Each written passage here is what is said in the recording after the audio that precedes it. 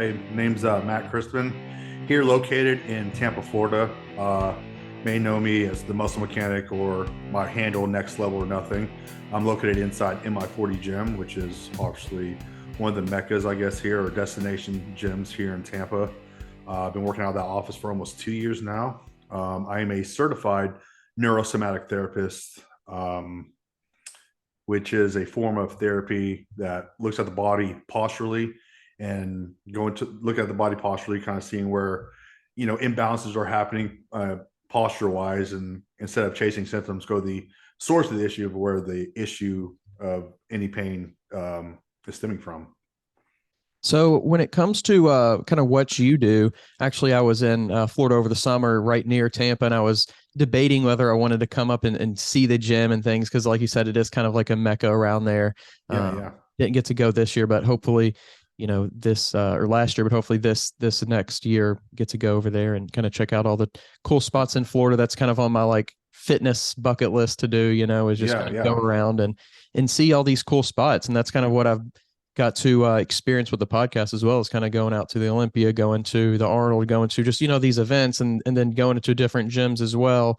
For sure. It's really cool kind of the culture that fitness brings on and like how you can just walk into a gym and it feels like you're kind of a part of something, even though you've maybe never been there before. Like Yeah. everybody has kind of these shared experiences, shared things that they do, kind of similar routines. And you just kind of like get that initial connection and you've never even met somebody before. Yeah, for sure. I mean, it's definitely a great community there in my 40. Definitely I'd say a tight knit group we have there as far as everyone that works out at the gym. And it's just a very good atmosphere, good camaraderie, a lot of support, and a lot of great people in that gym. Absolutely.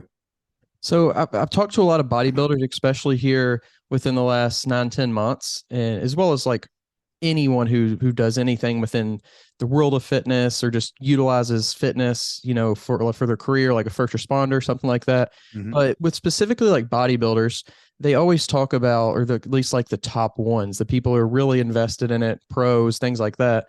They're always talking about like body work, making sure you're taking care of your body. So if that's, tell us a little bit about kind of like how that translates to what you do and some of the benefits that the just in general, you can call it body work, has for these athletes. Yeah.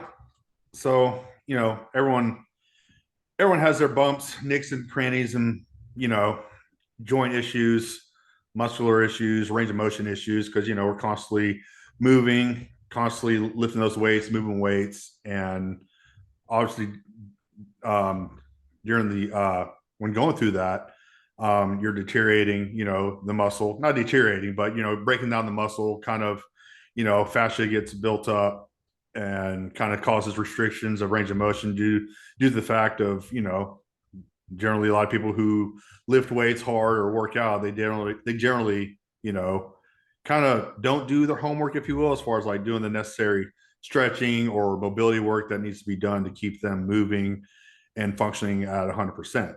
And so where body work comes in, is very imperative for a lot of those guys to keep continuing to perform the way they want to.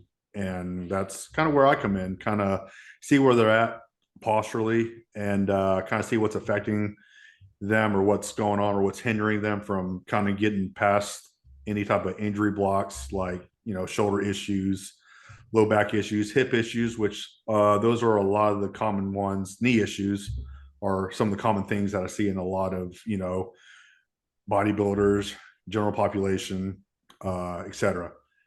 And so with that, they come and see me to kind of figure out how we can get them back to where they were performing at 100. So what I, generally do is, take them, kind of see, give me a brief rundown of what's going on in the, with in the issues that they come about. So like I said, let's say I see a lot of shoulder issues because everyone's pressing, whether it's overhead, pushing this way, pushing forward, pushing, side, any pushing motions. I deal with a lot of shoulder issues from even, a lot of people can't get that external rotation of the shoulder to get that, front double bicep, or get enough of, when they're doing the lat spread as well. So, with that, I work a lot of their external internal rotators, which generally, all the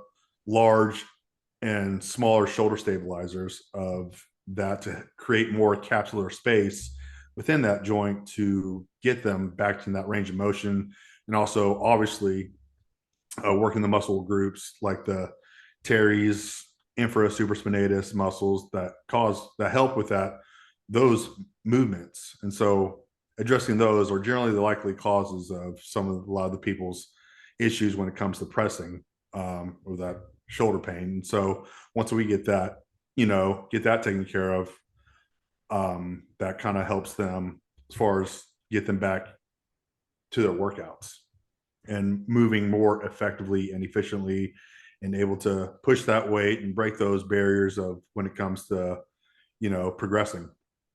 And it sounds like you mentioned right there, not just the training aspect, but also the posing, having full range of motion and your posing is just as important. I've never thought about it, but, Yeah. having the ability to move your shoulder, move this area just a little bit more into a certain position, and as well as hold it without maybe having that much Restriction. or any pain or any restrictions or anything like that.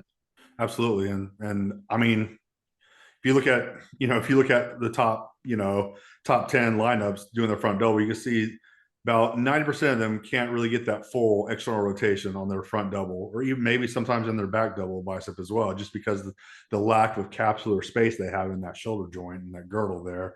And so if they allowed them focus on that, we won't have people up here. We'll have people more way back here, where they should be, because they have more capsular space. Because, if you don't work that capsular space, you're not going to you're going to limit the room you have there to be able to get in those ranges. And so if you don't get those corrected through, body work, or doing some like functional range conditioning, which is FRC, and doing some articulate rotations with that to help keep the capsular space open, you're going to be stuck in that position.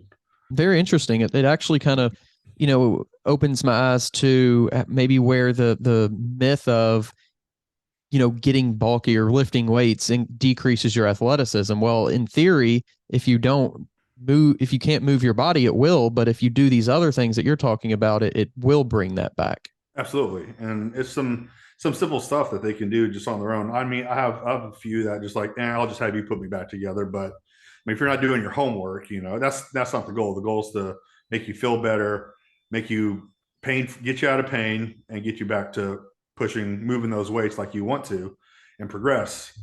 And if you're not doing your homework, then you're just going to go back to the same position you were. So, a lot of those have to kind of nail into it. Like, hey, you got to do this like throughout the day, just simple stuff, just keep things moving the way they should. So, I mean, you can't move where you can't move, right? Yeah, that's it.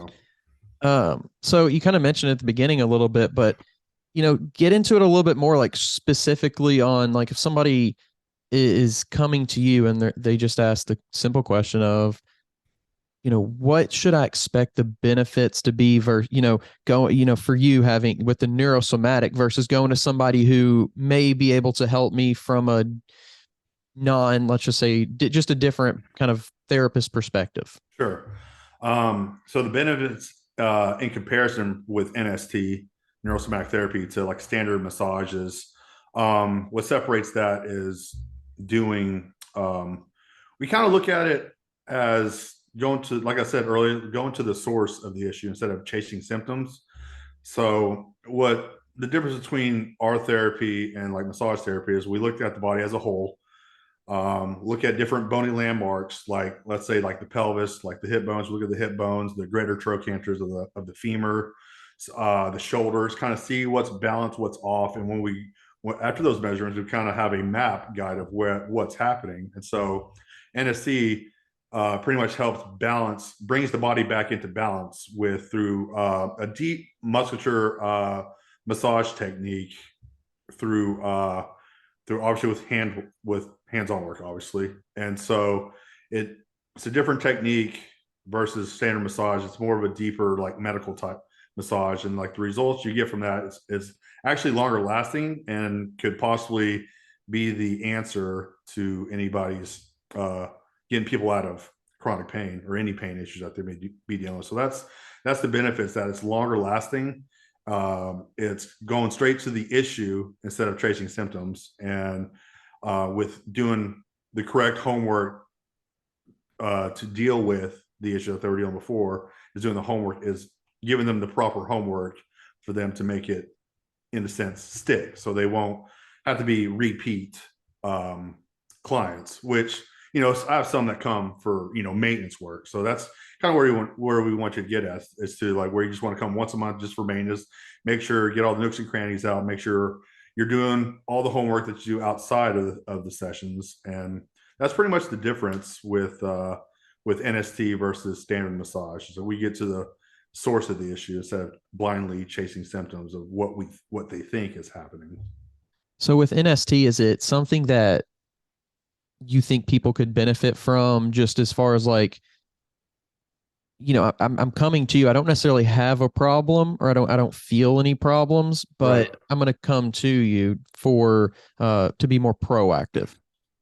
Yeah. I can definitely, a lot of people say that, I don't really have any problems. I was like, oh, I can find something. Always do. I mean, you do the measurements, the postural assessment, and see where it's going on. Like, oh, okay, well, you don't have any, you say you don't have any pain, but how does this feel in the hip? Like, because I feel like you're rotating here in the pelvis. You're like, oh yeah, that actually kind of hurts a little bit right there. I'll find a spot, even if you don't feel like you have any pain. There's always some type of imbalance that's going on that's causing you some type of issue, whether you think it is or not. Right. Yeah. And so does your approach change at all? Just the actual things that you would do when you're working with maybe someone who is active as a bodybuilder versus somebody who is just generally not active at all, really? Yeah, it'll change. It all starts out with like a little questionnaire, kind of see what's going on. The measurements, I would still do the same measurements, just kind of see what's going on, but getting like listening to the client to see what's going on. Generally, the majority of it would be almost the same, kind of the same process. I mean, obviously, actually, there's a lot more issues with people in the general population, because what's everyone doing all day? They're always sitting down. They're sitting at work, right? They're sitting in the car when they drive to work. They're sitting in the car when they drive back home. They're sedentary.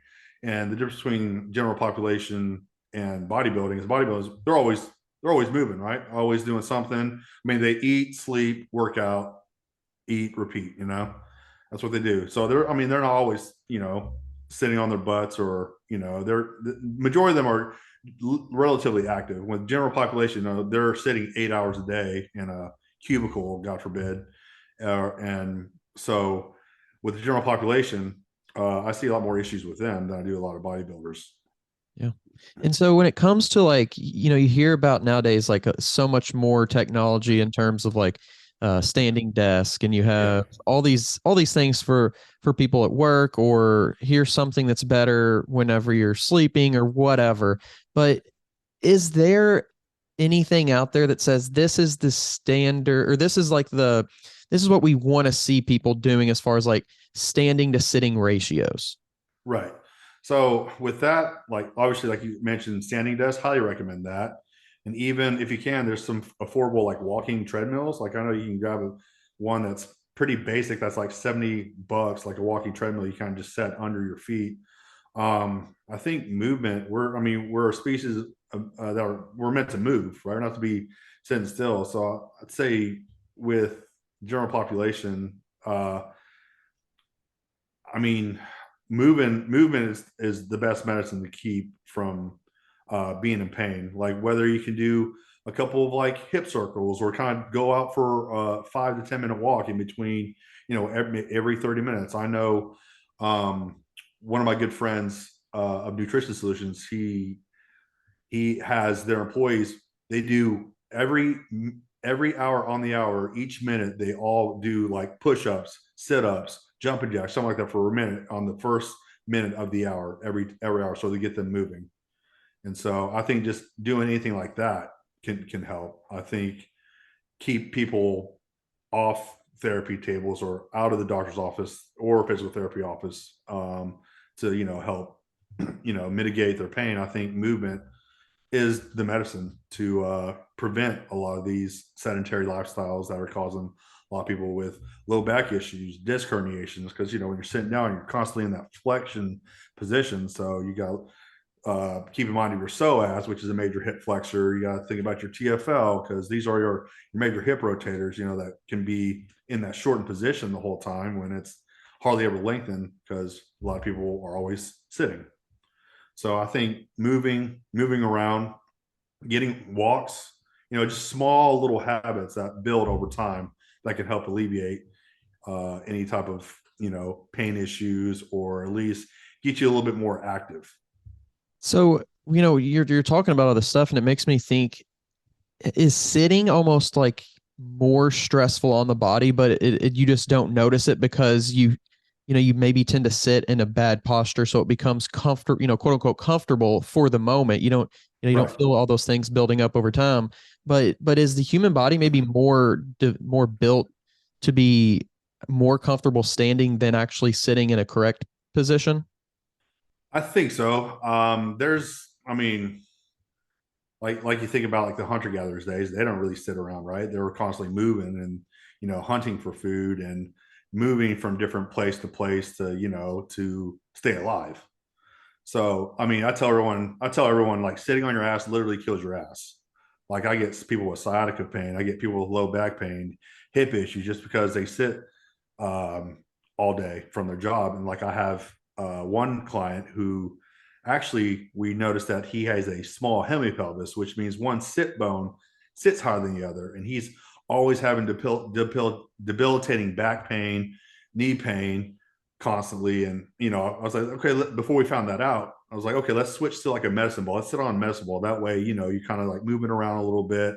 He said that helped a little bit, but it was still in pain until we found out he had a until we found out he also had a short leg that was shorter than the other. So not only does he have a small hemipelvis, but he also has a short leg. So it's kind of on the opposite side. So that was so we had to kind of navigate through that. And anyways, he realized I got him in a foot lift, and once we got him in that, and he started getting a standing desk, his pain went down significantly just because he was standing and moving around more. And then we also figured out a way to help with his low back. So when he does sit down, it doesn't feel painful, which is I got him a sit lift for the sit bone. It's like the size of a wallet. You sit under it on the sit bone. And yeah, so now when he sits or does any type of seated like leg extension, he has zero back pain when he does it. So pretty interesting stuff there. Yeah. It's interesting kind of as we learn more, we understand like the personalization and how everybody truly is different, and how everybody kind of needs Right. a little bit different, maybe of an implement or of And piece of advice or whatever it is. and that's the difference with NST and standard massage. It's personalized to your postural analysis from what we do. Like, you go to a massage parlor or whatever you do, they just do like, oh, my neck hurts. Like, okay, well, I'm just going to work the neck a little bit and I'm going to work everything else. Kind of standard stuff, right? Like I even learned like what their thing is like, oh, spend some time on what they complain about and then just go through the whole line of, the back and the lower legs or whatever. It's just standards. It's rinse and repeat pretty much with standard massage. So with the difference with NST is that everything's personalized to your needs of what you need to help get you out of that pain. So that's the main difference between standard massage and neurosomatic therapy. And do you see with people who do have these issues, um, we know anatomically, like if your body's in this position, it's going to cause pain, maybe in your shoulder, like you're saying, your hips or whatever. Yeah. But do you see that translate physiologically as well? Like people that have bad posture over long periods of time, it's hurting their digestion, or it's bad for their Oh, heart, or things like that. absolutely. I actually have a colleague who had a client who was suffering from really bad like liver pain, like stomach pain, and well, his job, he runs a family business of cinder blocks. So he's loading pallets, right? Kind of like carrying a couple things like that. So he's constantly compressed, his diaphragm's compressing on that liver. on that side. So he had to be admitted to the hospital. He was going to be on he had to be on a liver transplant list, and he doesn't drink at all. And come to find out, looking at him posturally, they found out that his diaphragm was actually kind of was crushing his liver. And so they did a lot of diaphragm work and liver work and all that. And now he's on the transplant list. But Wow. just because he was in that daily posture all the time with kind of leaning this way and kind of crunching down on that side for so long. So yeah, definitely posture can definitely affect your can can affect physiologically type stuff as well. So right there, you're talking kind of about people's like career, how that can affect, Mm-hmm. and how postural differences and things like that. But how much of the postural differences and variation in posture do you see, you know, this person's from, what's the word I'm looking for here? Like their families from this part of the world originally, or this, is there any like variation you see based on somebody's heritage like that? I haven't seen that specifically as far as like a cultural base. Like I haven't seen like anything cultural related as far as like I mainly see a lot of things from work related stuff as far as postural stuff.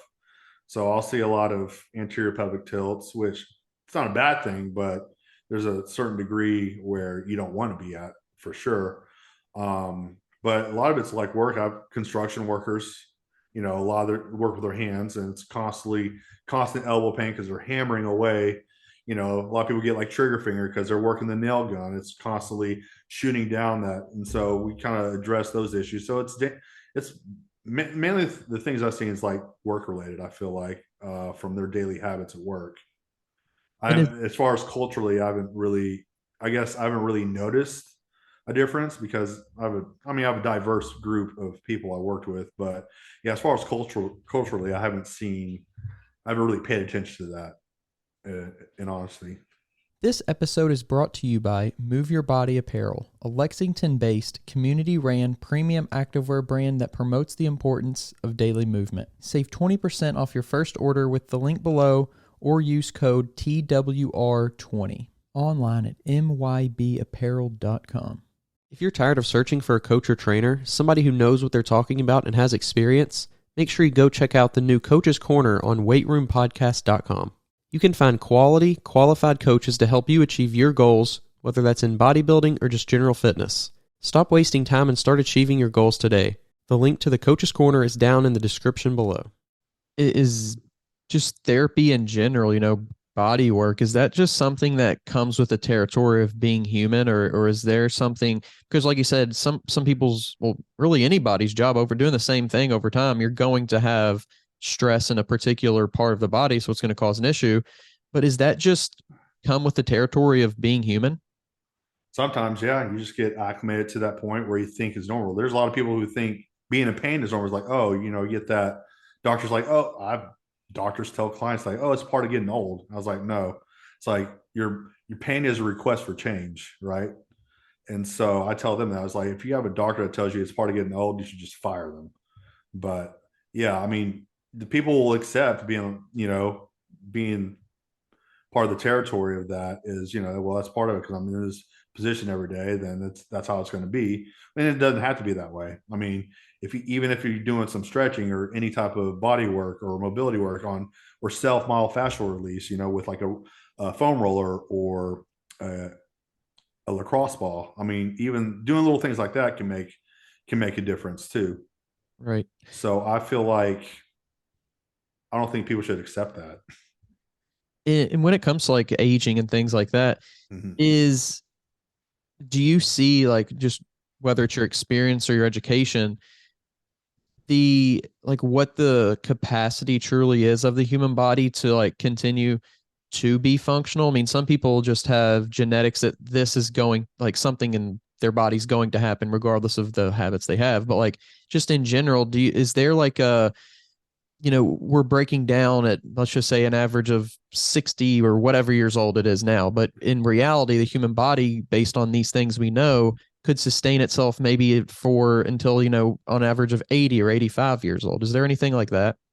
Yeah, sure. I mean, there's people that are genetically predisposed to having scoliosis, or there's people genetically predisposed that they, the whole family has um, cervical neck issues because it's hereditary. I mean, there's some things that are hereditary, right? It's like one bone overlaps one bone, and my grandfather has one that overlaps that as well. So some of that could be hereditary, sure. I mean, that's not an impossibility because I see it with people all the time. I see a mother and son; they both kind of have the same degenerative joint stuff happening because of it was just genetically predisposed, and I kind of help alleviate that and kind of slow down the process. I can't prevent it, but I can slow down the process to make life a little bit easier for them to live. So as far as accepting, like as older we get, yeah, there's some things where you can't, there's cases where you can't prevent stuff, but you can make stuff a little easier for yourself. That's for sure. So I believe in that. And it's of course different for each person, and Yeah.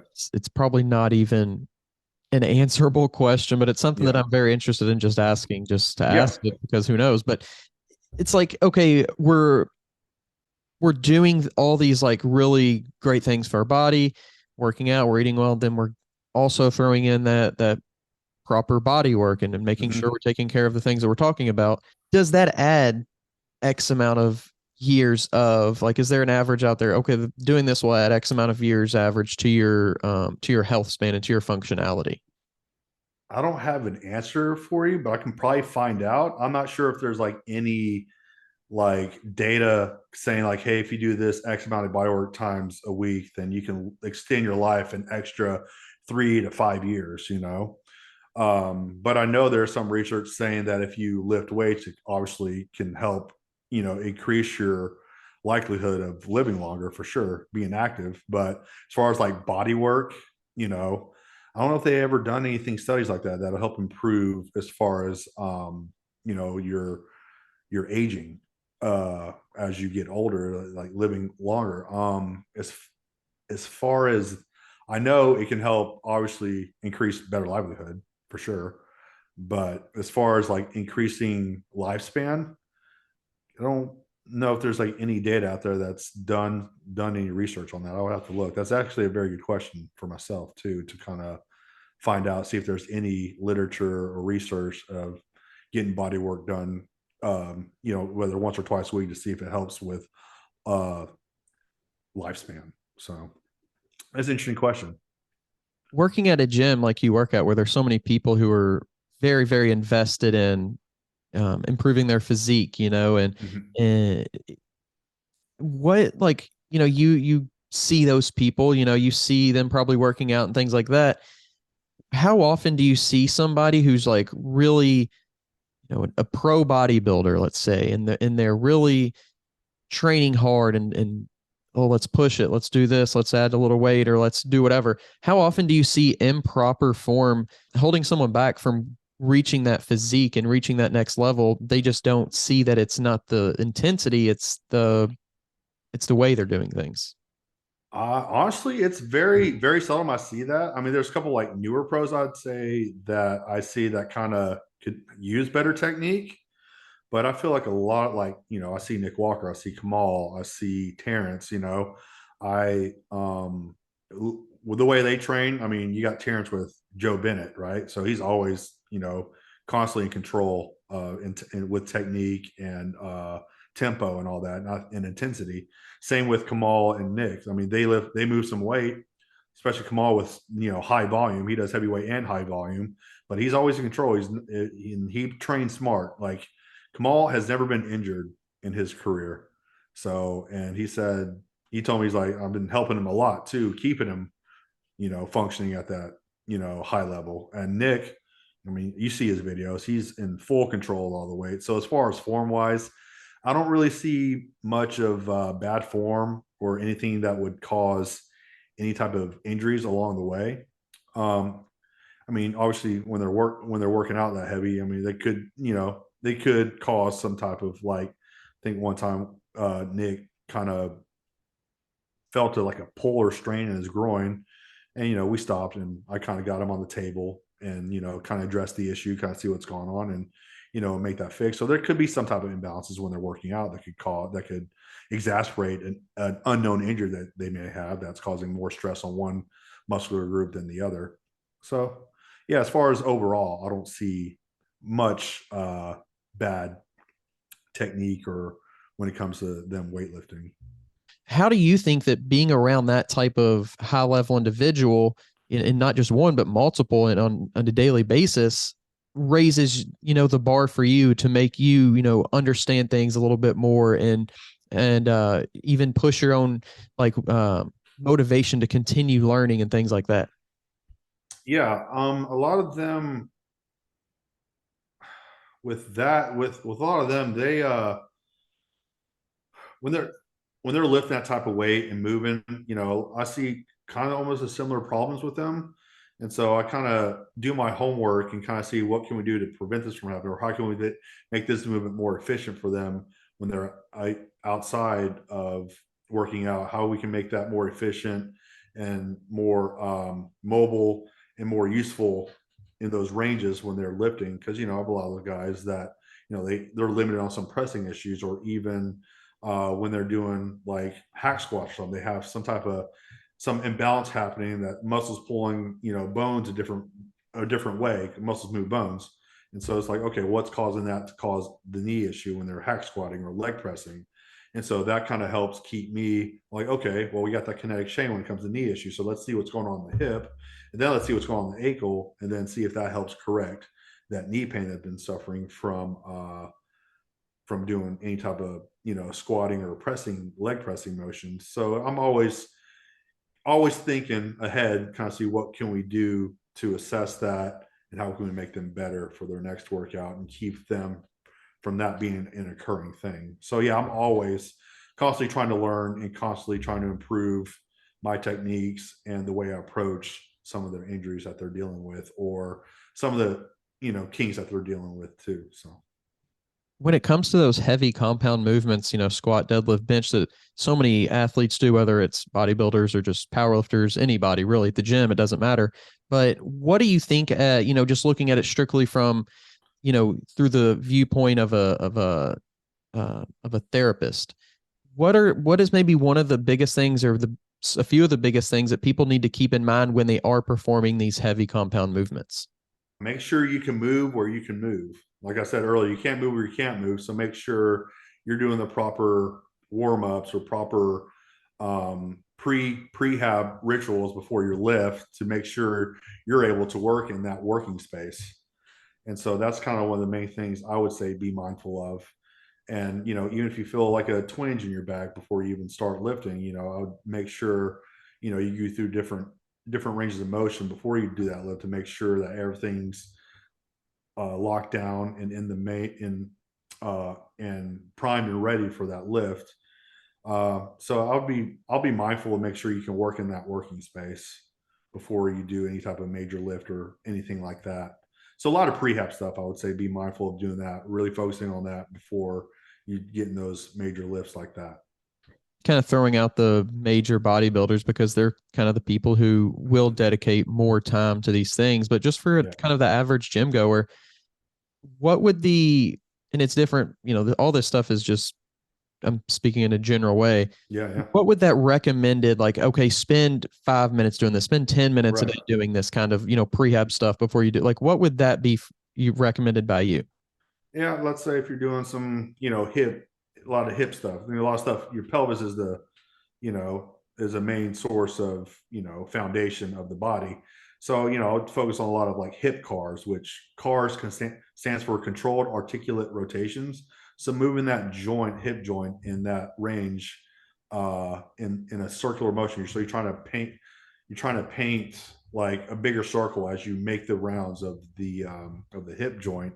So kind of doing warm up stuff like that. I recently just got certified in FRC, which is functional range conditioning. So they focus on a lot of cars, which I said stands for controlled articulate rotations. So it's kind of controlling that ranges of motion, especially in the shoulder joint, without moving any other, like say like let's see your range of motion here. So you don't want to move anything back. You want to stay as still as possible, like you're stuck in cement, kind of get a good brace and kind of move that shoulder joint the way it's naturally supposed to move, instead of like moving your head back or your back or neck back to get to that range. So you want to really own that capsular space and that motion. So doing stuff like that with anything pushing, pulling, I'm a big fan of doing scapular cars, shoulder cars, and the same thing with hips, doing a lot of the hip cars and things like that to keep as a prehab movement to get things opened up and moving for the whatever body part you plan on training. And then post So it's spending workout. about, and you can do the same thing post workout. You can do kind of warm down with the cars to keep that capsular space in those joints moving freely and pain free. And the more control you have in that, the better your joints are going to be, and the better your lifts are going to be, and the less pain you're going to be in. So really doing that, it's very simple stuff. It's almost like mindless, but you just got to make sure you're, in that correct position to move through that motion. So doing that pre and post workout, I think could be very beneficial for any population that's into lifting. So you mentioned like you want somebody once they kind of get all the kinks kind of worked out. We're coming back to see you maybe once a month, but you mentioned that homework. Like, what are some of the things that we're doing between our visits? So between the visits, cars. So doing that, also integrating some pails and rails, which you're working like the antagonist muscles to kind of help with any type of internal, external rotation to kind of help get those motions working at full capacity, as well as getting moving those optimal ranges that you're supposed to be moving. So that's kind of the homework I usually would give clients is some FRC type stuff, and also some general like warm up stuff they can do as far as like some dynamic motions, some like let's say for hips we do like 90-90s, things like that. Get those joints moving in those spaces and ranges. So just keeping those fluid and keeping those moving like they should.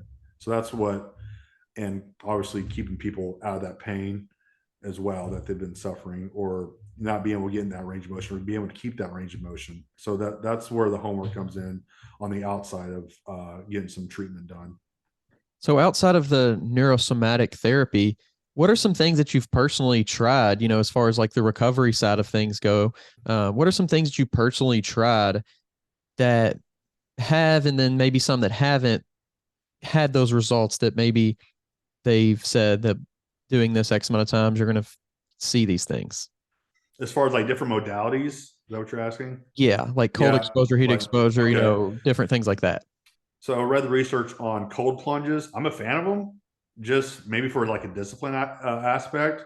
I mean, could help you with your mentality too. That's where I think it plays a role for myself. I'm a fan of it. As far as like recovery, I was like, okay, well, I was dealing with some nagging elbow issues for the past couple of months, which finally got alleviated. But I did some cold plunges. I was like, hopefully this helps. I mean, it helped for a minute, but it was nothing crazy. But I think cold plunges have their purpose, in my opinion. As far as like, you have cupping technique. There's some people that, I'd say I'm not a fan of it just because of the research from what I read. And I just call it an expensive love bite. Because, you have some people who just put cups all over you, and there's no pathology of why you're doing that. What is that helping? What's the pathology and thinking of why is that going to help them, But I mean, if you get cupping and you see results, I say keep doing it. If you don't, uh, I don't see it helping too much. But if you feel like it helps you, I tell people, hey, if you feel like it helps you out, keep doing it. And kind of like the Normatec compression boots, I've tried them. I was like, they felt good. I feel good, but other than that, I didn't think anything special. But like Michaela Aycock uses them, and I was like, hey, if it works and you feel 1% better, then that's 1% better that you're going to get. So, I mean, I have no reservations on different modalities, but I mean, there's some that are more optimal than the others, obviously. But for me personally, I enjoy the cold plunge. I also am a huge fan of I don't know if you heard of New Fit, the newbie.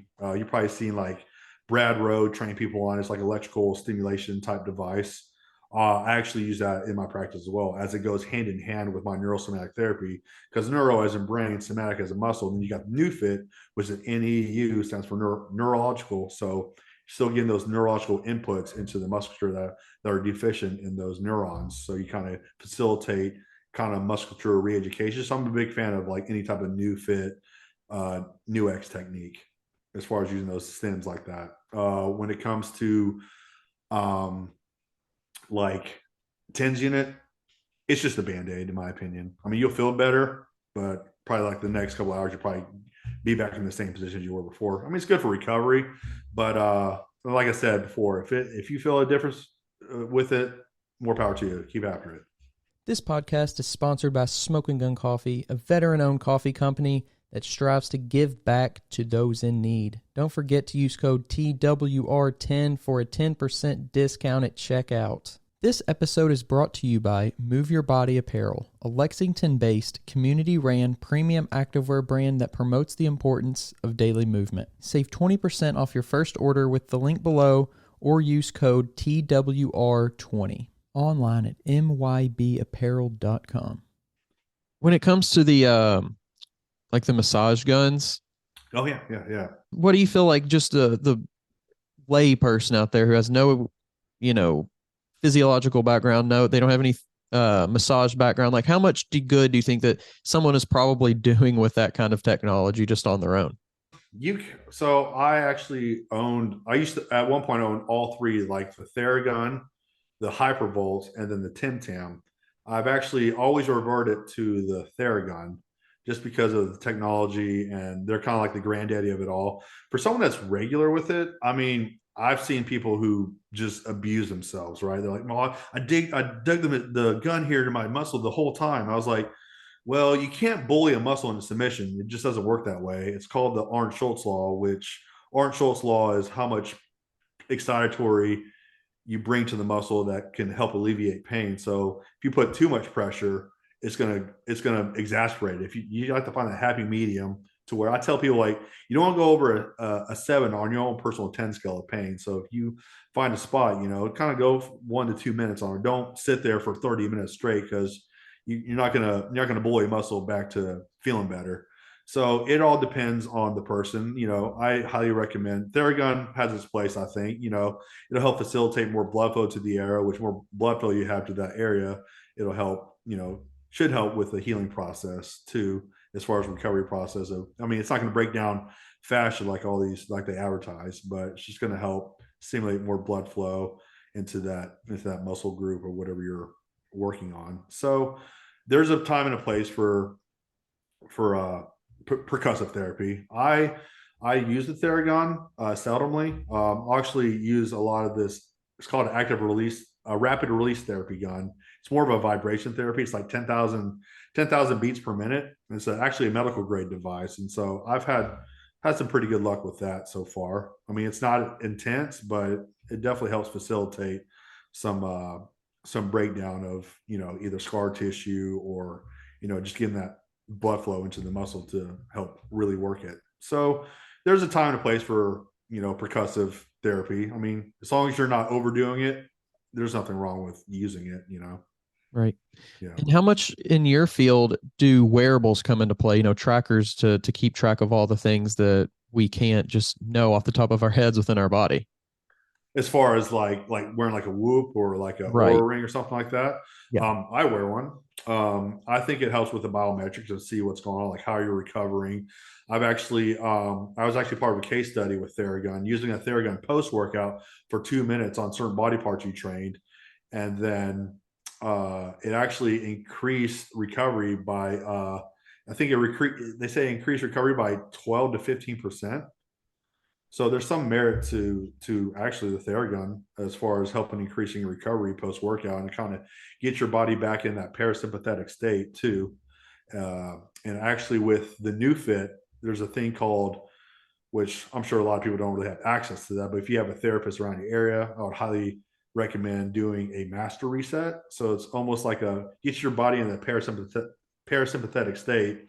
So you can put pads on your back of your neck here and then to your feet. So it's like a current going from your feet to your head, just like that. And you put a nice soft current where you can kind of fall asleep to, and it puts you in almost an immediate like parasympathetic state of relaxation. And that really helps with recovery. I actually done that with the Aura Ring. My recovery was spot on when I got up in the morning, because I think I had like 3 hours of deep sleep and like almost 2.5 hours of REM sleep. And my recovery, I think I was up, my recovery score is up to 90 something. So pretty wild how that, how doing that kind of in therapy work can help with getting you back into parasympathetic state. I actually had a client who I did some body work done with, just hands-on stuff only. And she slept like a baby that night. She woke up for her check-in. She looked a lot tighter, and she slept the best she did in that week. So there's definitely some to it as far as helping with your biometrics with a Whoop or a Oura Ring or a Bioshock or whatever you wear. Definitely helps aid in keeping track of how it helps with your recovery. Gotcha. Yeah, And mentioning sleep right there, it's one of those things like we can set ourselves up for success when it's like when it comes to sleep posture and hmm, feeling good, but at the end of the day, like you're probably going to move around if you're going to move around. sure. Um, how do you optimize that sleep posture Sleep, without, because you're obviously not going to have full control over it? right. Good question. I have several clients who are like side sleepers. I'm a side sleeper too. I switch back and forth, and I'll be on my back. A lot of people who like, hey, I wake up with, a numbing hand tingling like in my hand when I wake up because I sleep on the side. I was like, oh, it's because you're compressing those shoulder joints, like the infraspinatus, supraspinatus. You're compressing that when you're laying on your side, and also your scapularis. So that's causing that referral pain down to your fingers and numbingness. So how I combat that is I'm a huge fan of bolstering. So I don't know, ladies out there who have like 6 different pillows, you guys are doing a great job with that. And to the fellas, you can learn something from them, because when you have all those pillows, you can actually bolster your way. So if you're side sleeping, you can have a pillow under your head, have a pillow right under on top of your arm where you can lay on your side. That way you're not causing pressure onto unwanted pressure with the shoulder, uh, to help kind of bolster that shoulder from being in that awkward position. The same thing with you lying on your back. I like to bolster sometimes with a pillow under my knees, and that feels actually, I feel like it helps me sleep better too. And I think there's one night where I slept on my back the whole time when I was bolstered, just because it was comfortable and I was just dead asleep. So I think bolstering in certain positions can help alleviate those bad posture sleeping. But when it comes to, I haven't figured out belly sleepers. That one's a hard one, because I was like, do you put a pillow all the way under your body and then put a pillow on top, for your legs, and then you're sleeping on the pillow, right? So trying to figure out what the best way, because it's more of the neck, right? When they're sleeping. So it's kind of, they always wake up some type of kink because they're like this. You're not supposed to be in that position. So I'm still trying to figure that one out as far as the best bolstering positions. But on the other sleep positions, just bolstering like under legs when you're lying on your back, and bolstering on when you're laying sideline. So using your pillows to your advantage. It might be interesting. I've never thought about it. I've heard people using pillows before, Yeah. but having like a mattress that would, and I don't know the technological side of making it a reality, but Yeah. being able to like inflate a certain part, and okay, I want my mattress, this part by my feet to be elevated and this part by my side to be elevated, or maybe lower on this part. I think that would be an interesting kind of concept for a mattress. That'll be great. That'll be great. I mean, almost similar to like a craftmatic, but not moving in all those weird positions. Yeah.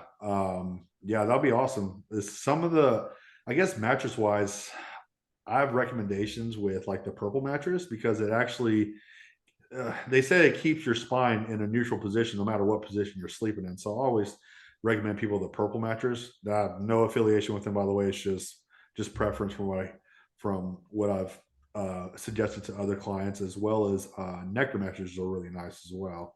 So those, I feel like, are some of the top two, three mattresses available to kind of help with keeping your body in a decent alignment when you're sleeping. And is there any like human benefit other than just the way we do it to sleeping the way we sleep, like laying down? I think it's the most optimal, because I mean, I don't know if I saw on Ripley's Believe It or Not, the guy that slept standing up in a coffin, like he kind of just strapped himself in and his neck in. I was like, I don't know about that. You're staying in a fixed position. You're not supposed to be in a fixed position like that, I don't think.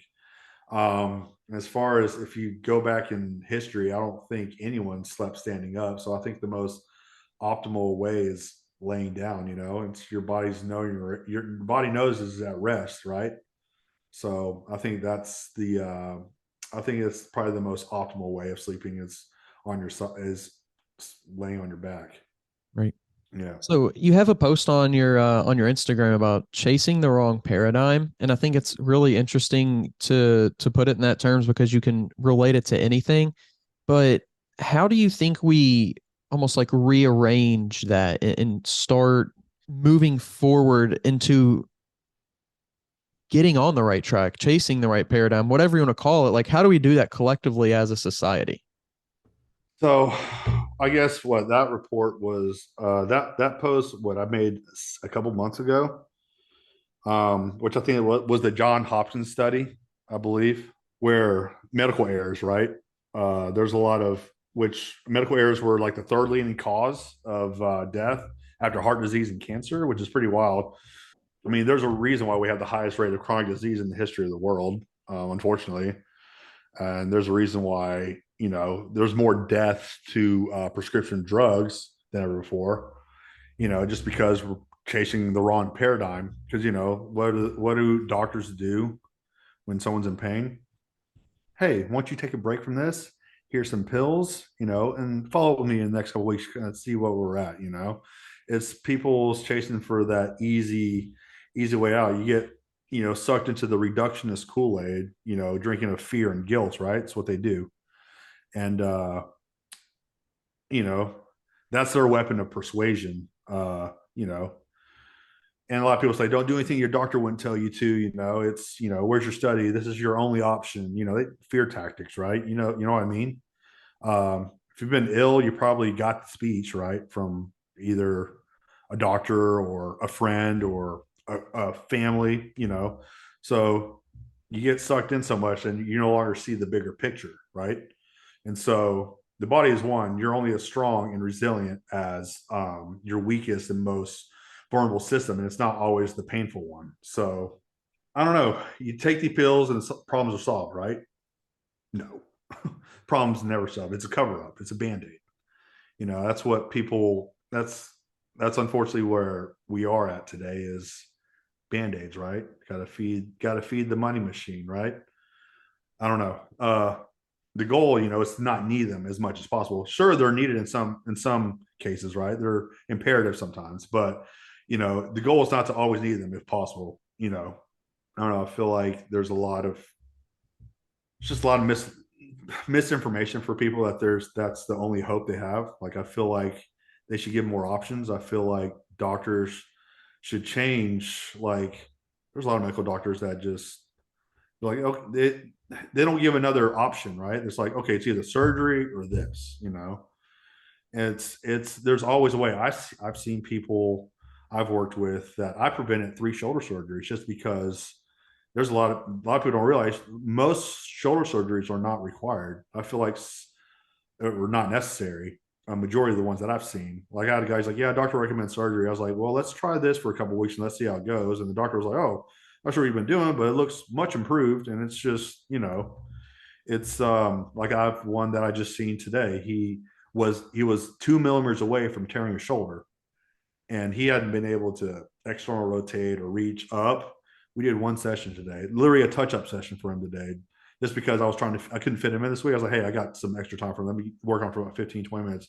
This kid left out doing this, lifted his head up. It's just I was like, dude, don't.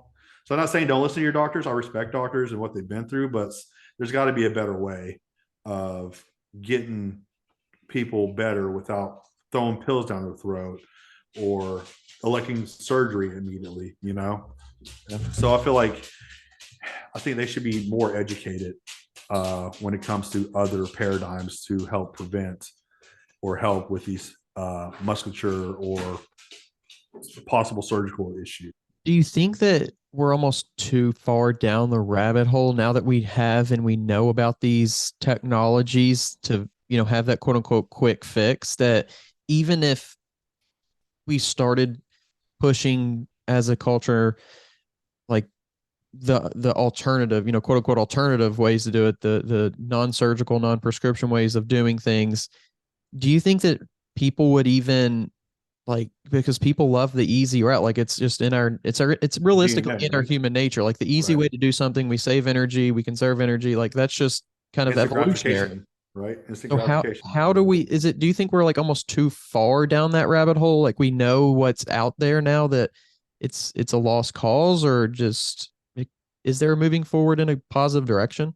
I hope it doesn't become that way, but I feel like I think we're doing a good job of shifting that thought and that paradigm. I think we've got way if you look at physical therapy 5, even 10, even 5 years ago, it's a lot different than it is today. It's a lot more like, hey, it's we're not here just to collect your insurance. We're actually here to help. I think the more we drive that into people, I think the more, especially obviously, there's a lot of information on Instagram and internet in general as far as how to get yourself, out of pain or who can you go see. There's a lot of information out there to kind of help with the general population of not having to revert to going under a knife or having to revert to pain pills all the time. When you're taking pain pills, it stacks on even more issues like, oh, hey, my liver's not functioning the way it should because I'm taking X, Y, Z, elemental P with all these, with prescriptions I'm taking. So I think there is I believe there is a shift. It's a slow process, but I think people are actually finally there's especially my area that had like having enough. Like, yeah, I don't. There's a lot of people like I don't really trust my doctor. I think he just wants to cut open with me. He's like, what do you think? I was like, well, I'll tell him like, hey, let's do this. Let's see how you feel in the next 3 to 4 weeks, and then let's go from there. I have some people like, man, I feel so much better. It's like definitely not going under the knife now. That I think people are starting to slowly catch on that there's other alternatives than just that quick fix. I think some people are actually gonna are starting to develop that patience. But okay, I'm here for the long term to keep things moving the way they should. As far as technology developing to where things are quick fixes, I really hope so. That'll be awesome if it comes to like therapy wise. Like, hey, put this put this pad on and move your arm this way, and then you're going to have better. Your shoulder's going to feel like brand new. Hopefully someday technology will get that way. I wouldn't be surprised because the way technology goes these days, it's constantly rapidly improving every year. I feel like Yeah. so. Hopefully down the road, there people will have better options of getting themselves better solutions to their issues. And I think it's almost like a double-edged sword, because you want people to feel better and you want people to have like the quality of life to be able to do anything that they want to do. Yeah. But with an increase in technology, it almost feels like you're also taking away, you're giving them something, you're giving them that, but you're also taking away part of like this experience of going through the building back up of what was tore down in the first place. And I think that is something that with just I think with technology in general, we're losing a lot of. No, I agree. I agree. Technology will never beat the human touch, right? Because I feel like when you have that human connection, it makes things a lot better and smoother for a lot of the people. Like you can do technology all day, but it's not a person, right? Let's say if they build a robot that can do massage a certain way. It's like it's not going to be the same as physical touch because there's no like rapport. There's no like personalization of getting, having that feedback back and forth with the person.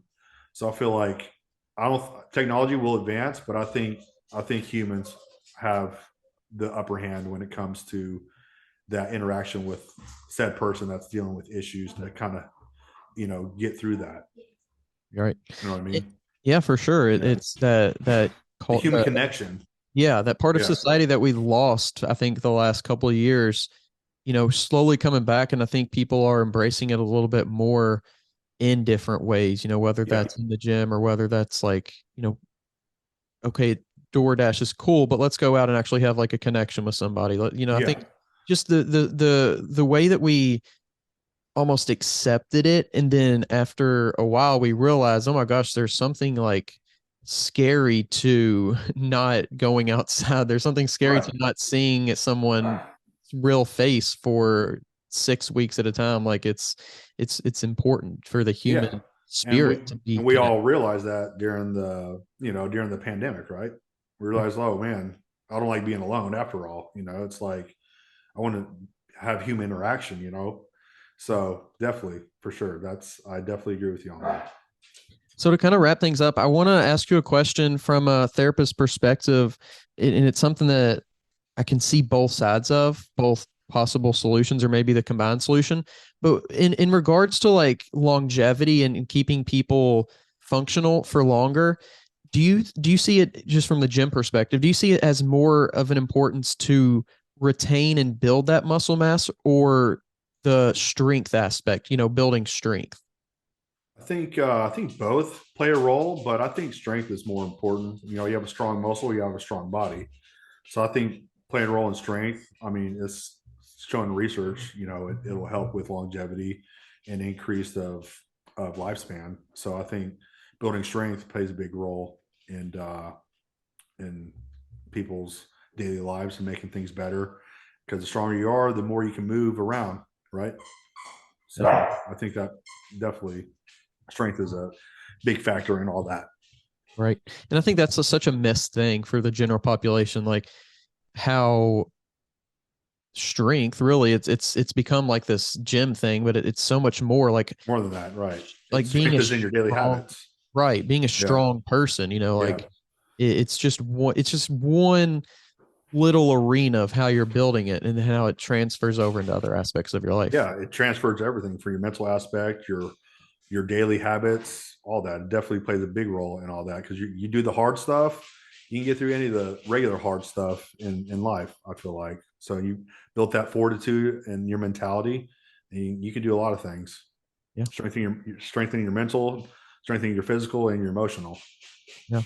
And it's something, I've heard with people, whether it's bodybuilding, how it's changed their life, or whether it's just simply getting back into the gym and working out and eating right, like how that has completely changed your life Sure. as well. So, Mhm. it's this physical in a time where I feel like the physical body is being almost it's being attacked by like realism, like what it truly is, like Mhm. how important it is, how important health is, and like I feel like it's kind of being almost taken over in a way. Yeah. So I think, just individuals taking that back and being like, hey, no, this is actually an important aspect of living and of life and of embracing like all the possibilities around me.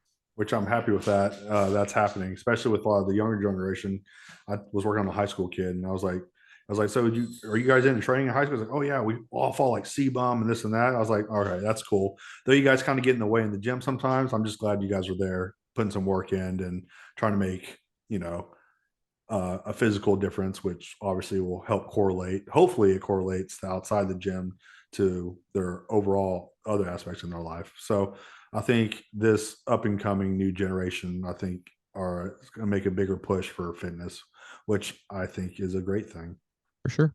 Yeah, So man, it was really good getting to talk to you today. I really appreciate your time. I appreciate it, Daniel. Thank you so much. Nice meeting you. I appreciate the opportunity to be on this podcast and looking forward to being on here again if you would have me. So Definitely. yeah, Yeah, yeah. I'd like to definitely dig deeper into all the topics that we've talked about today. Someone of your caliber, of your expertise. So it's really cool to get to chat with you. Yeah, I appreciate it, my man. Thank you.